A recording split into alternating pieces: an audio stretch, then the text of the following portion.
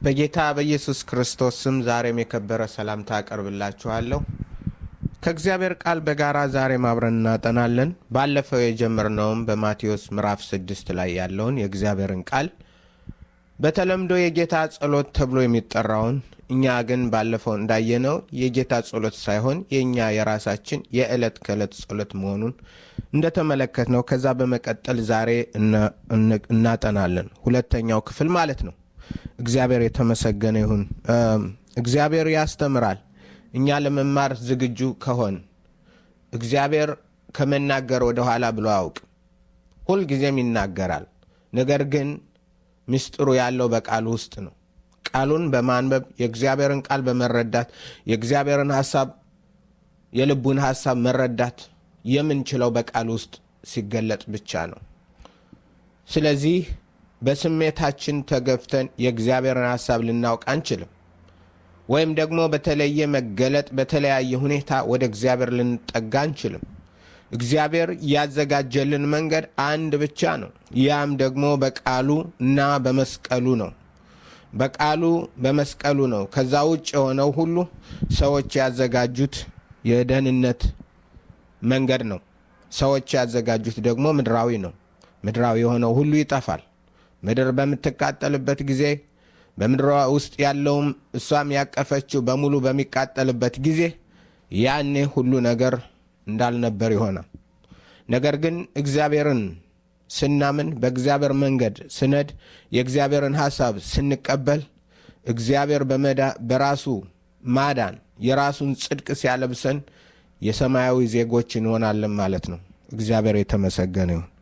እንግዲህ ባለፈው ትምህርታችን እንዳየነው ይህ በተለምዶ የጌታ ጸሎት ተብሎ እንደሚጠራው ወይም ደግሞ የኛ የዕለት ከዕለታችን ጸሎት ምን ጸልየው ጌታ መጸለይ እንደዚህ መጸለይ ያለባችሁ ብሎ ያስተማረን ትልቅ ምስጢር ያቀፈ መሆኑን እንዲሁ ሰዎች በሚገባ ሳይረዱት ሳያውቁት ሲያነበንቡት የኖሩ መሆናቸውን ነው። ሁሉም የዓለም ክፍል ነው። ኢትዮጵያም ብቻ አይደለም፣ ወይም ደግሞ በአንድ ሃይማኖት ክፍልም አይደለም፣ በኦርቶዶክስ ብቻም አይደለም፣ በካቶሊክም አይደለም። በሁሉም እንደሚገባ ያልተረዳ ነው። ስለዚህ ይህንን ምስጢሩ ምንድን ነው የሚለው እናያየ ነው። ባለፈው እግዚአብሔር ስለ ምግብ የዕለት እንጀራችን ስጠን ብለን በምንጸልይበት ጊዜ እግዚአብሔር ሊያስተምረን የፈለገ ሰማያዊ እንጀራ፣ ሰማያዊ ምግብ፣ ሰማያዊ መና የሚያስፈልገን መሆኑን ነው የተናገረን። ይህን ስል ለምድራዊ ነገር መስራት የለብንም፣ ለእግዚአብሔር ስጦታ ማበርከት የለብንም ማለቴ እንዳይደለ ልትገነዘቡልኝ ይገባል። ምክንያቱም ሰው ካልሰራ አይበላም። ሰርቶ በልቶ መኖር አለበት። ካልበላ ደግሞ አይኖርም። ለመኖር መስራት አለበት። ነገር ግን እግዚአብሔር ምንድን ነው የሚያስተምረው የሚለውን ነው እዚህ ላይ የምንገነዘበው። እግዚአብሔር እዚህ ላይ ለማስተማር የፈለገው ለመንፈሳዊ መና፣ ለመንፈሳዊ ምግብ፣ ለመንፈሳዊ መጠጥ እንደሆነ መሆኑን የተለያየ መጽሐፍ ቅዱስ ክፍል በማየት በማነጻጸር ልንገነዘብ ችለናል።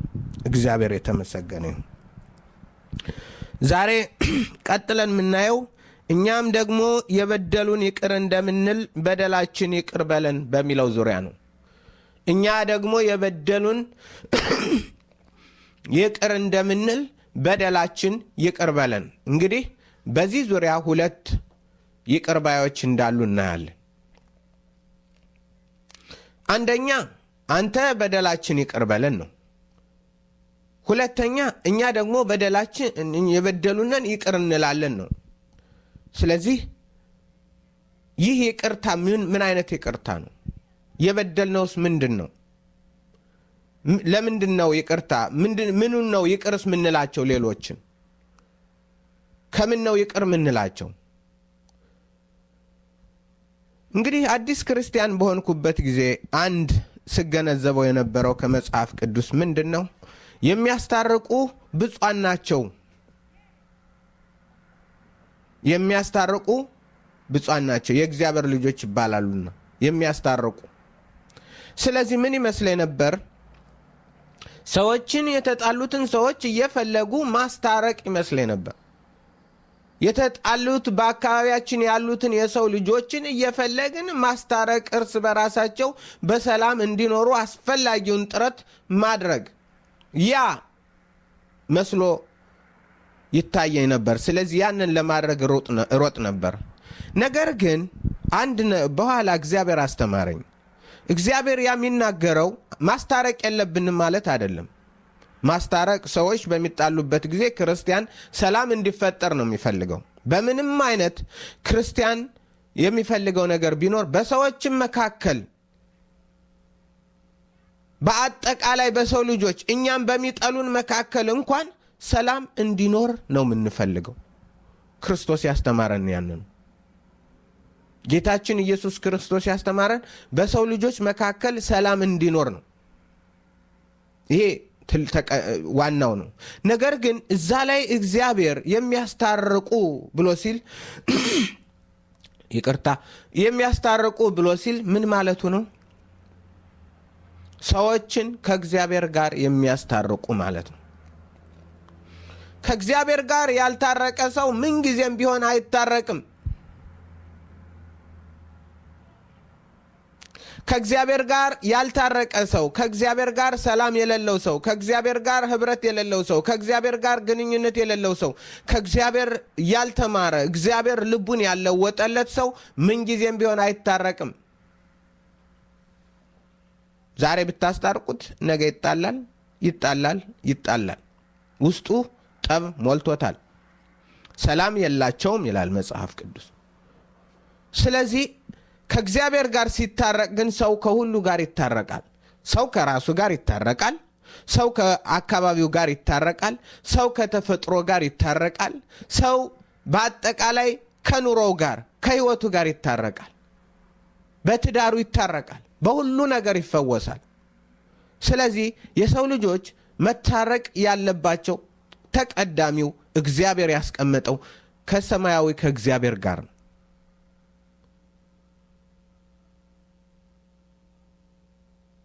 እንዲያውም ስራቸው ሰላም የሆነ ነው የሚለው። የግሪኩ ምንድን ነው የሚለው?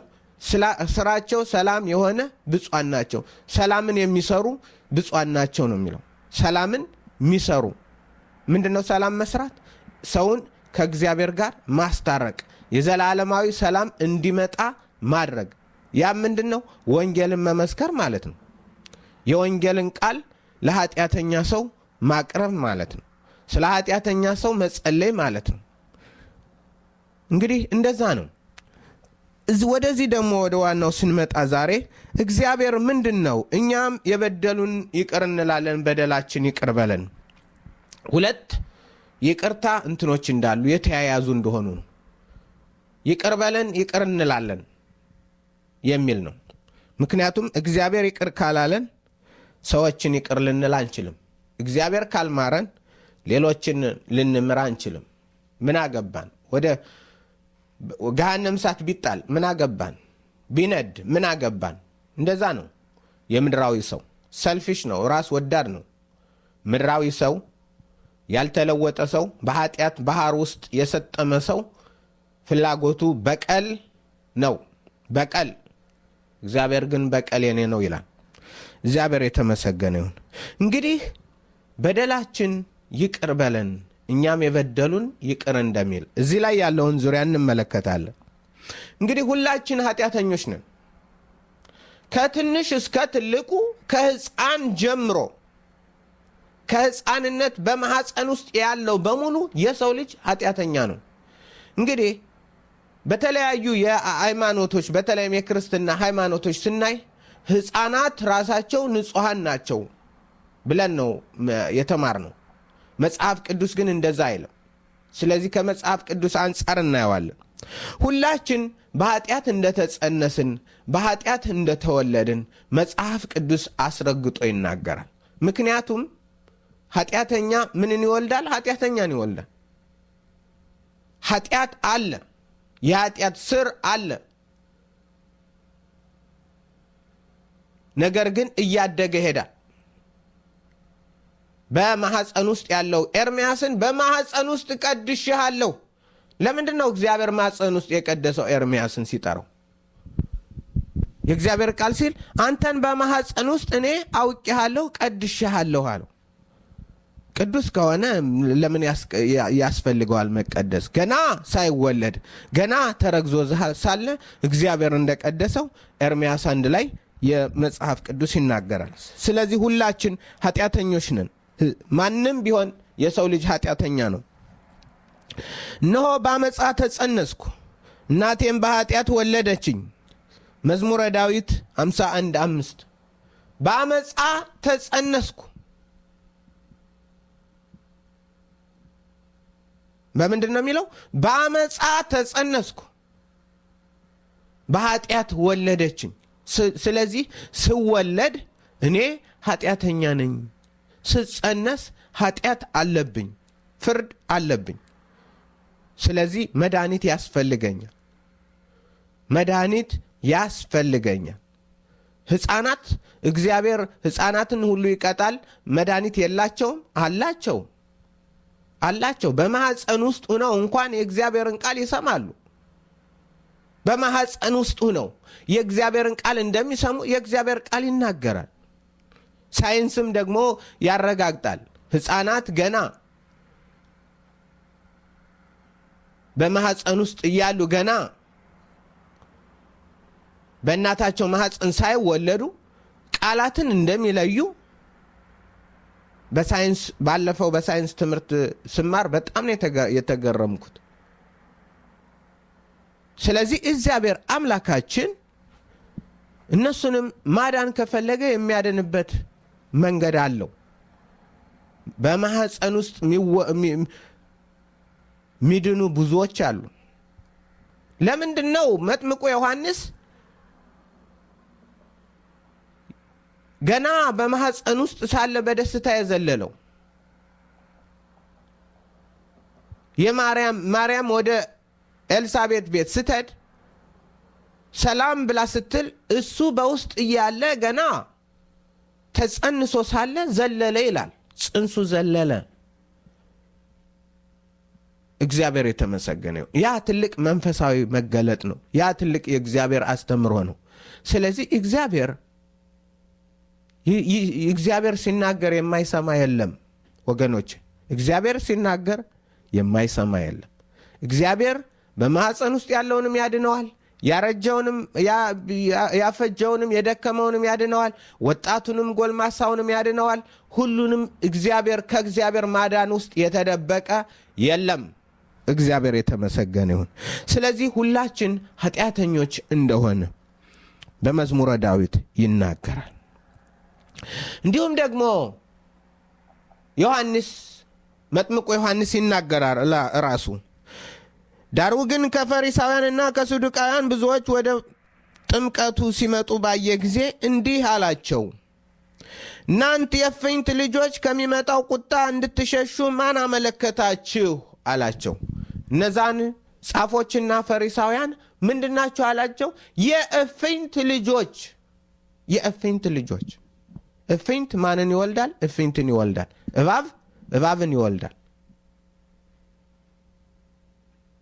እባብ እርግብን አይወልድም። እባብ እርግብን አይወልድም። እንደዛ ነው። ስለዚህ የረከሰ ሰው፣ በኃጢአት ከእግዚአብሔር ጸጋ የወደቀ ሰው ጻድቅ ይወልዳል፣ ጽድቅን ይወልዳል የሚል ካለ ይህ የሰው አስተምሮ ነው። የሰው መሰረት የሌለው መጽሐፍ ቅዱሳዊ ያልሆነ አስተምሮ ነው። ሰው ኃጢአተኛ ሰው ጻድቃንን አይወልድም በፍጹም። ነገር ግን እግዚአብሔር ኃጢአተኛ ሆኖ የተወለደውን እግዚአብሔር ያድነዋል። በማህፀን ውስጥ ያለውን እግዚአብሔር ያድነዋል። በሁሉም ቦታ ያለውን እግዚአብሔር ማዳን ይችላል። እድሜ አይወስነውም፣ ጊዜ አይወስነውም፣ ቦታ አይወስነውም። እግዚአብሔር በቃሉ በክርስቶስ በመምጣት ማዳን ከፈለገ ከማዳን እጁ አታጥርም፣ ያድናል። እግዚአብሔር የተመሰገነ ይሁን። ስለዚህ እፉኝት ናችሁ፣ እናንተ የእፉኝት ልጆች ናችሁ አላቸው። ዘራችሁ ምንድነው? እፍኝት ነው። እባብ ናችሁ። የእባብ ዘሮች ናችሁ። መርዘኛ እባብ ናችሁ። መርዘኛ እባብ ናችሁ። እንዲሁም ሮሜ ምዕራፍ 3ን ሄዱና አንብቡት። ከቁጥር 10 ጀምሮ ያለውን አንብቡት። ጠቅላላ ማንም ጻድቅ የለም፣ ሁሉም ረክሰዋል ይላል። በሙሉ የእባብ መርዝ አላቸው። ጠቅላላ ምንም ተስፋ የላቸውም ይላል። ኃጢአተኞች ናቸው። በሙሉ መርገምን የተሞሉ ናቸው የሰው ልጆች። ነገር ግን እግዚአብሔር ማዳን ከፈለገ ያድናል። እግዚአብሔር ማጽደቅ ከፈለገ ያጸድቃል። ለእግዚአብሔር የሚሳነው የለም። እግዚአብሔር የተመሰገነ ይሁን። ለጌታ ለኢየሱስ ክርስቶስ የሚሳነው የለም። ጌታ ኢየሱስ ትናንትናም ዛሬም ለዘላለም ያው ነው። ሲያድን ነበር። ኤርምያስን አዳነው ገና በማዕፀን ውስጥ ሳለ። መጥምቁ ዮሐንስን ገና በማዕፀን ውስጥ ሳለ አዘለለው። ዛሬም እንደ መጥምቁ ዮሐንስ የሚያዘልላቸው በማዕፀን ውስጥ ያሉ ብዙዎች አሉ። በተለይም በአሜሪካ በምዕራቡ ዓለም ለመገደል የተዘጋጁ በውስጥ ያሉ የሚያድናቸው እንዳሉ እምነቴ ነው። መጽሐፍ ቅዱስም ይላል።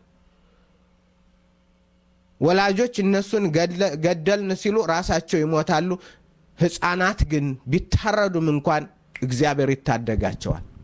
ለምን? ቃሉ ነው የሚለው። በማህፀን ውስጥ ያለውን ይቀድሳል፣ ያድናል። ብዙዎች በመጨረሻው ጊዜ እያለቀሱ ወደ ዘላለም እሳት ባህር ሲጣሉ በሚሰሩት ርክሰት ክፋት በማህፀን ያለው የተገደለው ግን ከትንሽ እስከ ትልቁ በእግዚአብሔር ፊት ይቆማል በደስታ። እግዚአብሔር አዋቂ ነው። እግዚአብሔር አዳኝ ነው። እግዚአብሔር መልካም ነው። እግዚአብሔር የተመሰገነ ይሁን። ስለዚህ ይናገራል የእግዚአብሔር ቃል። ምን ይላል? የእፍኝት ልጆች ናቸው። ከእፍኝት ልጅነት መለወጥ የሚቻለው በኢየሱስ ክርስቶስ ብቻ ነው። እፍኝትነትን በእንጨት ላይ የተሰቀለ የተረገመ ይሁን ተብሎ እንደተጻፈ ገላትያ 4 ላይ ሄዱ። በእንጨት ላይ የሚሰቀል የተረገመ ነው። እንደ እባብ ሙሴ በምድረ በዳ እባብን እንደሰቀለ እንዲሁም እባብ ተረግሞ ነው የሚሰቀለው። የመርገም እርግማን እንደ እባብ ተረግሞ ጌታችን ኢየሱስ እርግማናችን፣ እርክሰታችን፣ ነውራችን ተሸክሞ እንጨት ላይ አዋለው። መስቀል ላይ ቸነከረው ኃጢአታችን። ስለዚህ ኢየሱስ መልካም ነው። ኢየሱስ ውድ ነው። እባብነትን ይወስዳል። እግዚአብሔር የተመሰገነ ይሁን። ስለዚህ ሁሉ ኃጢአተኛ ነው።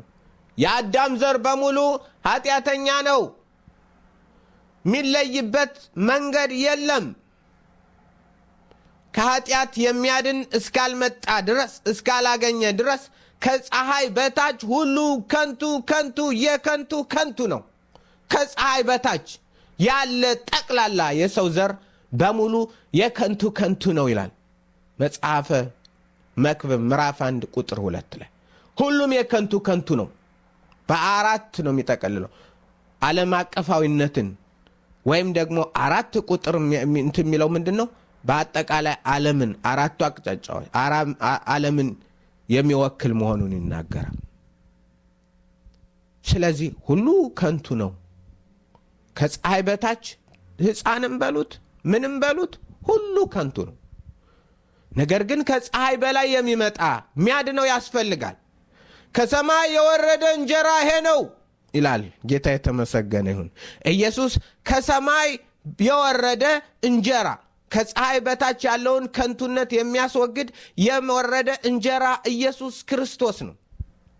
እሱ ይቅር በለን እንለዋለን። እሱ ይቅር ይላል። እሱ ይቅር ይላል ልጆቹ። የመጣውም ለዛ ነው። ከንቱነታችን፣ ባዶነታችን ሊያስወግድ ሊወስድ የእግዚአብሔር ልጅ መጣ። ማንንም አልበደለም፣ ማንንም አልገደለም፣ ባሪያም አልነበረውም፣ አልሸጠም፣ አልለወጠም። እንደ መሐመድ አልነበረም። መሐመድ ስንት ባሮች ነበሩት? ስንት የሴክስ ስሌቮች ወይም ደግሞ ለሴክስ የተዘጋጁ እንትኖች ነበሩት? ብዙዎች ነው። አንብቡት። ታሪኩ ማንም የሚያውቀው ነው። ግልጽ ነው። ስንቱን ገደለው? ስንቱን ደም በአንድ ቀን ሺውን፣ በአንድ ቀን 3000 ስንት ጦርነቶች ብዙ። ኢየሱስ ግን በፍቅር ነው የመጣው። ጦርም አልመዘዘም፣ ማንንም አልገደለም። ሊያድን መጣ። እንዲያውም አብረው የነበሩት ከሱ ጋር የነበሩ እነዚህ ሲሰድቡን ዝም ትላለህ? እንደ ኤልያስ እሳት ይውረድና ይብላቸው እንበል አለ ዮሐንስ። ኢየሱስ ግን የምትለምኑትን አታውቁም። ምን እንደምትለምን አታውቅም። የሰው ልጅ የጠፋውን ሊፈልግና ሊያድን እንጂ ሊፈርድ አልመጣም አለ። የጠፋውን ሊፈልግና ሊያድን። ኢየሱስ ፈላጊ ነው፣ አዳኝ ነው። ስለዚህ ይህ ሊቅር ሊለን መጣ። ሰው ኃጢአተኛ ነው በሙሉ፣ ነገር ግን ኢየሱስ መልካም ነው። ጌታችን ደግሞ እንደዚህ ይላል፣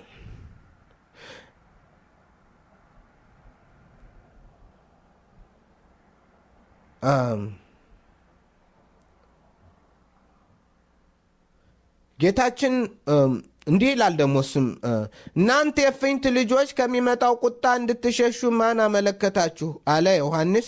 ከዛም በመቀጠል ጌታ ኢየሱስ እናንተ የእፉኝት ልጆች ክፉዎች ስትሆኑ መልካም ለመናገር እንዴት ትችላላችሁ? በልብ ሞልቶ ከተትረፈረፈው አፍ ይናገራልና። ማቴዎስ 12:34 እና ማቴዎስ 23:33 ላይ ይናገራል። እናንተ የእፉኝት ልጆች፣ ዘራችሁ እፉኝት ነው። 3 ጊዜ በአንድ መጽሐፍ ላይ ይናገራል። እፉኝቶች የሰው ልጆች እባቦች እንደሆኑ ነው።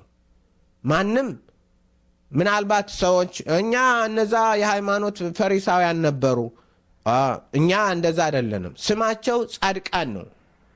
ራሱ እንኳን ትርጉሙ ፈሪሳዊ ጻድቅ ማለት ነው። ጽድቅን የተጠማ ጽድቅን የሚፈልግ ነው። ራሳቸውን ነገር ግን በጽድቅ በራሳቸው መንገድ አደረጉት። መንገዳቸውን ፍለጋቸውን በራሳቸው አደረጉ። ጽድቅን የሚጣሙ በራሳቸው መንገድ የጽድቃቸውን ጥማት የሚያረኩ ፈሪሳውያን እንደነበሩ እንረዳለን። እነሱ የተሻለ ማን አለ ዛሬ? ማንም ቢሆን ሁሉም ከኃጢአት በታች ነው። እግዚአብሔር ሲያድነው፣ እግዚአብሔር ሲታደገው ነው። እግዚአብሔር ከእነሱም መካከል ኒቆዲሞስንና ሌሎችንም እንዳዳነ ደግሞ እናያለን። ለማዳን እጁ አታጥርም። ከፈሪሳዊ መካከል የነበሩትን እንዲያውም መሪዎችን ጌታችን ኢየሱስ ክርስቶስ አድኗል። ዛሬም ያድናል። ስለዚህ ሰው ኃጢአተኛ ነው። እንዲሁም እንግዲህ ሰው በኃጢአት የረከሰ የቆሸሸ ነው። ሰው በኃጢአት ምክንያት የተበከለ ፍጡር ነው። ኃጢአት አበላሽቶታል። ሰውን ኃጢአት አበላሽቶታል። አመፃ ወርሶታል። ርክሰት አጥፍቶታል። ስለዚህ ሰው ሁሉ ኃጢአተኛ ነው። እንዲህ ይላል፣ ሁሉ ኃጢአትን ሰርተዋልና የእግዚአብሔርም ክብር ጎሏቸዋል። ሁሉ ኃጢአትን ሰርተዋልና የእግዚአብሔርም ክብር ጎሏቸዋል። እንግዲህ ሁሉ ማለት ማን ነው? ጠቅላላ የሰው ልጅ ማለት ነው። ጠቅላላ የአዳም ዘር ማለት ነው። ጠቅላላ የሰው ልጆች በሙሉ በኃጢአት የተዋጡ ናቸው። ኃጢአት ምግባቸው ነው። ኃጢአት መጠጣቸው ነው። በኃጢአት ይኖራሉ። በኃጢአት ተወለዱ፣ በኃጢአት ተጸነሱ ነው የሚለው መጽሐፍ። እንግዲህ ከተረዳ ነው ሰው ኃጢአተኛ ነው። ኃጢአታችን ትልቅ ነው። ሮሜ 3:23 ነው አሁን ያነበብኩት። ሁሉም የእግዚአብሔር ክብር ጎሏቸዋል። ጽድቅ ከሰው ጠፍቷል። ሃይማኖት ሰውን ሊያድነው አልቻለም። ሃይማኖት የሰውን ገመና ሊጠግን ሊሸፍን አልቻለም። በሃይማኖት ወደ እግዚአብሔር መቅረብ አይቻልም። በሌላ መንገድ ወደ እግዚአብሔር መቅረብ አይቻልም። አንድ መንገድ ነው፣ እሱም ኢየሱስ ክርስቶስ ብቻ ነው። የእግዚአብሔር ልጅ እርሱ ብቻ ነው ወደ እግዚአብሔር የሚያቀርበን፣ ወደ እግዚአብሔር የሚወስደን። ሌላው መንገድ ሁሉ የሐሰት መንገድ ነው። እንግዲህ እንዲህ ከሆነ ኃጢአተኞች ከሆነ ምንድነው የሚጠብቀን የሚለውን ብንመልስ ጥሩ ነው። ኃጢአተኞች እንደዚህ ከሆነ የሰው ልጆች እንግዲህ ምንድነው የሚጠብቀን የሚለውን ስናይ መጽሐፍ ቅዱስ ለኃጢአትም ዋጋ አለው ይሰጠዋል ይላል። እግዚአብሔር ለኃጢአተኞች ዋጋን እከፍላለሁ ይላል። ዋጋ አላቸው። ምን አይነት ዋጋ ነው? የኃጢአት ደሞዝ ሞት ነውና የእግዚአብሔር የጸጋ ስጦታ በክርስቶስ ኢየሱስ በጌታችን የዘላለም ሕይወት ነው። ሮሜ 6:23። ስለዚህ የኃጢአት ደሞዝ እግዚአብሔር ለኃጢአት ደሞዝ ይከፍላልና ያ ሞት ነው። ሞት፣ የዘላለም ሞት። አንደኛ የሥጋዊ ሞት ነው። ይሄ የሥጋዊ ሞት ቀላል ነው፣ ማንቀላፋት ይለዋል መጽሐፍ ቅዱስ። ነገር ግን ለዘላለም ከእግዚአብሔር ተነጥሎ በእሳት ባህር ውስጥ የሚጣልበት የሰው ልጅ ያ ሁለተኛው ሞት ተብሎ ይጠራል። ሁለት ክፍል እንዳለው መጽሐፍ ቅዱስ ራእይ ላይ እንደዛ ይላል። ሁለተኛው ሞት ይህ የሰውን ልጅ ይጠብቀዋል። ኃጢአተኛ ነው፣ በኃጢአቱ ሞት ይገባዋል። ሞት ይገባዋል። እንግዲህ ለምንድን ነው እዚህ ላይ ይህንን ያቀረብኩት? ማን ነው ሊያድነን የመጣ? ከምንድን ነው የሚያድነን? ከምንድን ነው ይቅርታ የምንፈልገው የሚለውን ነው ለመመለስ ነው። ይቅርታ የምንፈልገው ከምንድን ነው? ምን አድርገናል? ምን ሰርተናል? ምን አይነት ባህሪ አለን? እግዚአብሔርን ምን አድርገነዋል? ምን በድለነዋል ለሚለው ለዚህ መልስ ለመስጠት ነው ወደዚህ ዙሪያ የመጣሁት። ስለዚህ እግዚአብሔር አምላካችን እንደሚናገር ኃጢአታችን የሞት ዋጋ አለው፣ ለዘላለም የእሳት ባህር መጣል። ነገር ግን መልካም፣ እግዚአብሔር መልካም ነው። እግዚአብሔር የተመሰገነ ይሁን። እዚህ ላይ አያበቃም። መጽሐፍ ቅዱስ እዚህ ላይ አያበቃም። እግዚአብሔር ራሱ ሊያድነን እንደመጣ ይናገራል። እግዚአብሔር በኢየሱስ ክርስቶስ መጥቶ እኛን ሊያድን ከዚህ ገመና፣ ከዚህ ኃጢአት፣ ከዚህ ጉስቁልና ሊያድነን መጣ። ከዚህ ዘላለማዊ ፍርድ ሊያድነን መጣ። ለዘላለም ሊታደገን መጣ። ከፀሐይ በታች ሁሉ ከንቱ ነው የተባለው ሁሉ የከንቱ ከንቱ ነው ተብሎ የተነገረውን ያንንን ለማንሳት የእግዚአብሔር ልጅ ከፀሐይ በላይ መጣ። በምድር የነበሩ የሃይማኖት መሪዎች በሙሉ ከፀሐይ በታች ናቸው። ሪሽና ከፀሐይ በታች ነው። ቡድሃ ከፀሐይ በታች ነው። መሐመድ ከፀሐይ በታች ነው። ሁሉም መሪዎች፣ የሃይማኖት መሪዎች በሙሉ በተለይ ታላላቅ ተብለው የሚጠሩት ከፀሐይ በታች ናቸው። ነገር ግን ከፀሐይ በላይ ወረደልን። ከንቱነታችን የሚያስወግድ አንድ ብቻ ከፀሐይ በላይ የመጣ የእግዚአብሔር ልጅ ኢየሱስ ክርስቶስ ነው። እግዚአብሔር እኛንን ከዚህ ከንቱነት የኃጢአት ዋጋችን ለመክፈል እግዚአብሔር መጣና ራሱ ከፈለው። እኛ ለዘላለም ብንከፍለው ኑሮ የት እንወድቅ ነበር? በዘላለም እሳት ባህር እንጣል ነበር። ስለዚህ በሱ የሚያምኑት ሁሉ እንዲድኑ የእግዚአብሔር ልጅ ኢየሱስ ክርስቶስ ኃጢአታቸውን ሊከፍል፣ የኃጢአታቸውን ዋጋ ሊከፍል መስቀል ላይ ወስዶ ሊቸነክረው መጣ።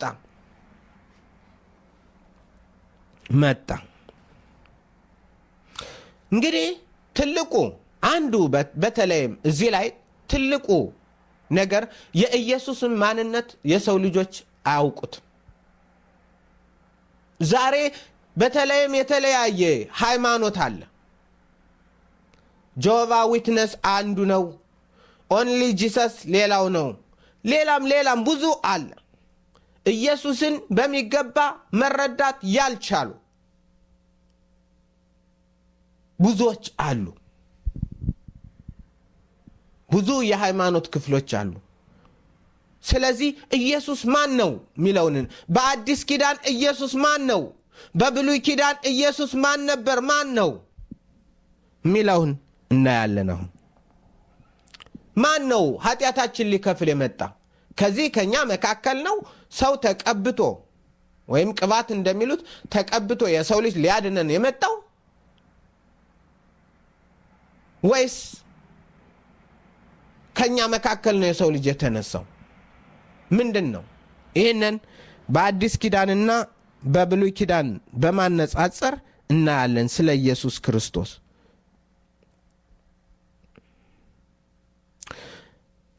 አንደኛ ኢየሱስ ክርስቶስ አምላክ እግዚአብሔር ነው። በብሉይ ኪዳን ኢየሱስ ክርስቶስ እግዚአብሔር እንደነበረ መጽሐፍ ቅዱስ ይናገራል። በአዲስ ኪዳን ብዙ ቦታ እናገኛለን። እንዲሁም በብሉይ ኪዳን በተለይ የአማርኛ ወይም የእንግሊዘኛውን ካጠና ነው ብዙውን ጊዜ ምስጢሩ የተደበቀ ስለሆነ በሚገባ እናገኘው። ዋናውን ኦሪጂናሉን የሂብሩና የግሪኩን ወስደን የዕብራይስጡና በብሉይ ኪዳን ዕብራይስጡን በአዲስ ኪዳን የግሪክን ወስደን ስናይ ትርጉሙ ያለምንም እንትን ያስረዳናል። ያለምንም ክርክር ኢየሱስ ክርስቶስ እግዚአብሔር እንደሆነ ይናገራል። አምላክ ሆይ ዙፋንህ ለዘላለም። አንደኛ አነባለሁ። አዲስ ኪዳንና ብሉይ ኪዳን ያለውን እያወሰድኩ አነጻጽራለሁ። አንደኛ አምላክ ሆይ ዙፋንህ ለዘላለም ነው። አምላክ ሆይ ዙፋንህ ለዘላለም ነው። የመንግስት በትር የቅንነት በትር ነው። መዝሙረ ዳዊት በቅንፍ 45 ቁጥር 6 በቅንፍ 45 ቁጥር 6 ይህን ደግሞ ከዋናው ኦሪጂናሉ ወይም ደግሞ ከሂብሩ ስንመለከተው ኪሴሃ ኤሎሂም ሃኦላም va'ad ኪሴ ማለት ምንድነው? ዙፋን ማለት ነው። ኪሴሃ ማለት ያንተ ዙፋን ማለት ነው። ኪሴኑ ብንል ለምሳሌ የኛ ዙፋን ማለት ነው። ኪሴሃ ኤሎሂም ነው፣ እግዚአብሔር ነው። ኦ እግዚአብሔር ሆይ ዙፋን ለዘላለም ነው ተብሎ እግዚአብሔር ለኢየሱስ ክርስቶስ እግዚአብሔር አብ ለኢየሱስ ክርስቶስ የተናገረውን ነው። ይሄን እግዚአብሔር አብ ስለ ኢየሱስ ክርስቶስ ሲናገር ምን አለ? ኦ እግዚአብሔር ሆይ ዙፋን ለዘላለም ነው አለው። ኪሴሃ ኤሎሂም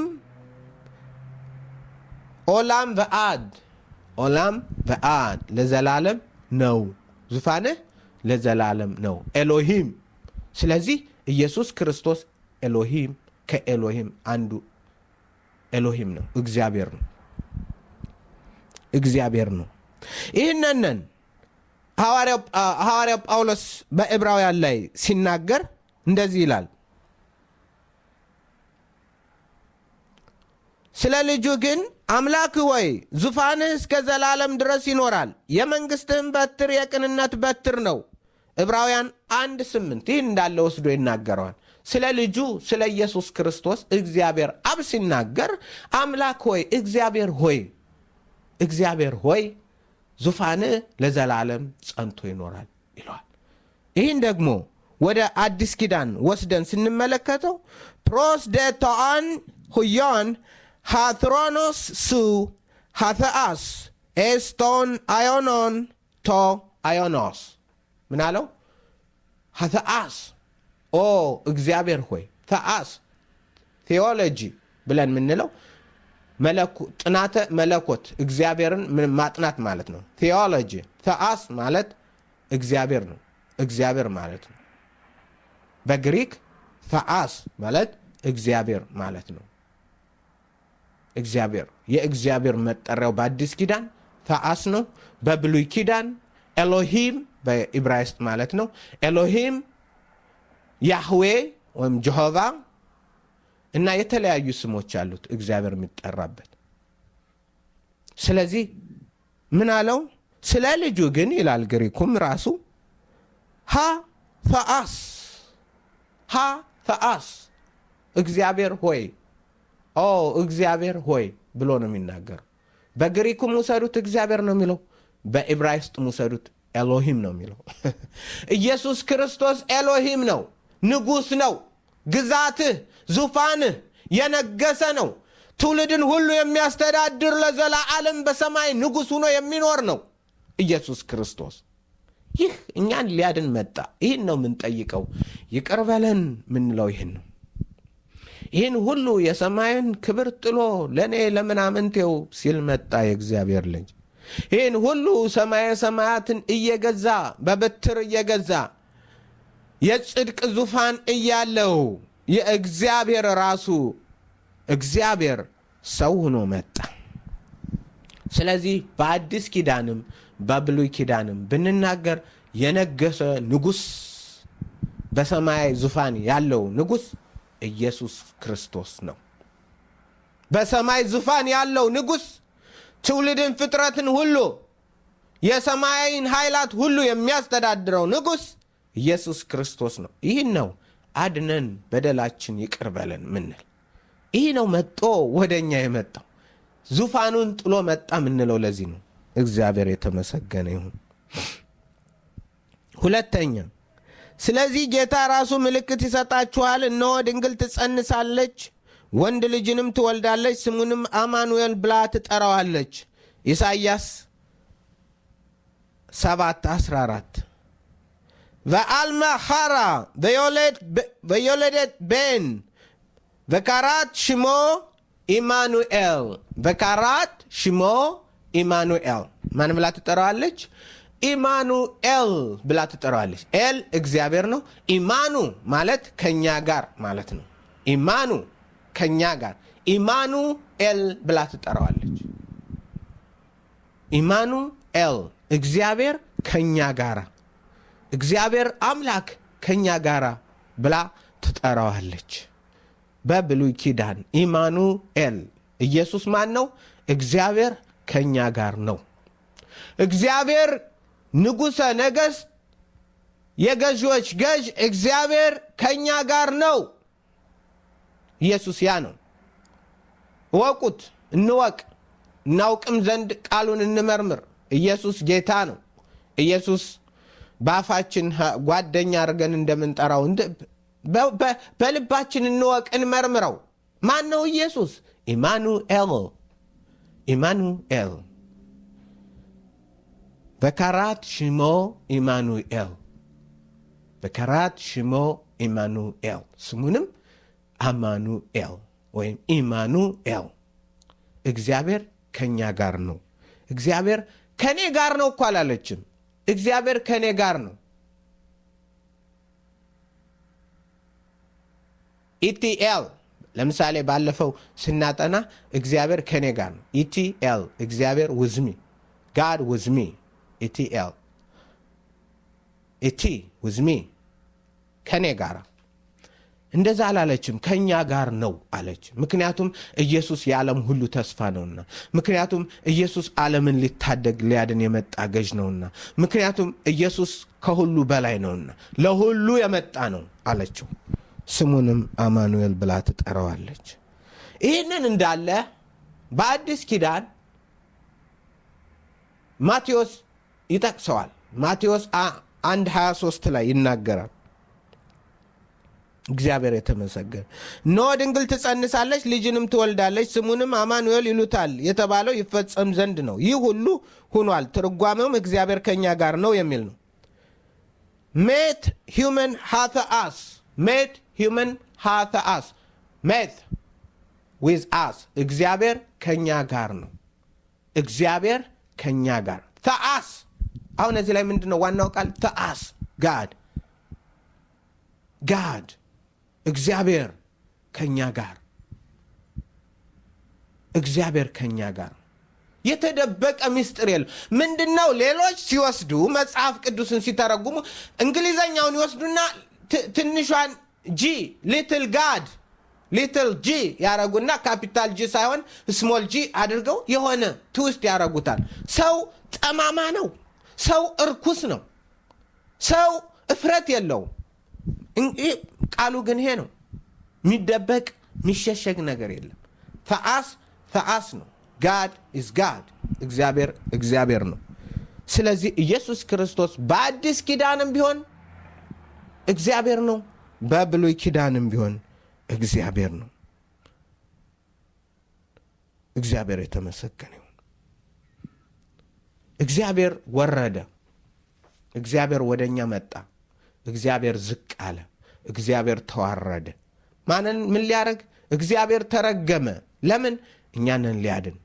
ይህንን ሰዎች አይገርማችሁም? የሰው ልጅ ይቅር ማለት እሷን ይቅር ማለት አልችልም፣ ይህን ይቅር ማለት አልችልም፣ በድሎኛል። ተመልከቱ የእኛን በደል፣ የእኛን እርክሰት፣ የእኛን ነውር። ማን ነው መጥቶ ያዳነን? ማን ነው በደላችን ይቅር ሊለን የመጣ? እግዚአብሔር ነው።